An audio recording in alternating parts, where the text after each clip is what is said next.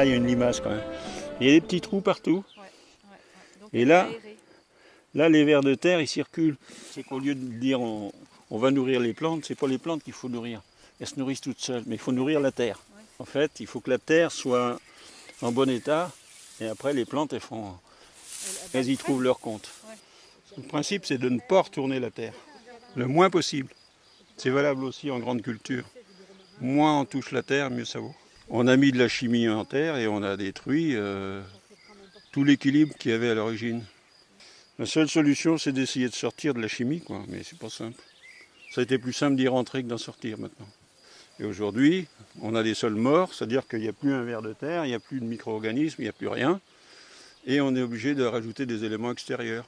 Sauf qu'aujourd'hui, les engrais chimiques qu'on met, ils sont faits à partir du pétrole. Et que en gros, pour schématiser, pour 1 kilo d'engrais, il faut 1 kilo de pétrole pour le fabriquer. Donc ce qui est une ânerie économique. Donc on en est là. Près de 40 ans. 40 ans d'agriculture. Oui, et j'ai jamais été passionné par ce métier-là parce que je ne me rendais pas compte, mais en fait, on a toujours tué. Parce qu'on a utilisé des insecticides, des fongicides. Cide, ça veut dire tuer. Donc c'est pas normal ça. Tuer pour faire vivre, il y a un truc qui ne va pas. Dans les années 70, et à l'époque, quand un vendeur de produits chimiques arrivait sur une ferme, il disait en gros, vous dépensez 1 franc, vous en gagnez 2. Et c'était vrai.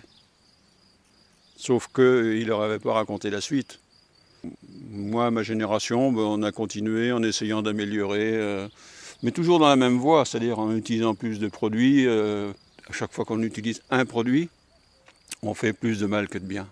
Parce qu'on traite une maladie qui ne serait peut-être pas là si on n'avait pas commencé à détruire un autre organisme qui empêche cette maladie-là. Voilà. Il y a tout un équilibre naturel qu'on a détruit. Parce qu'il y a d'énormes intérêts. Hein.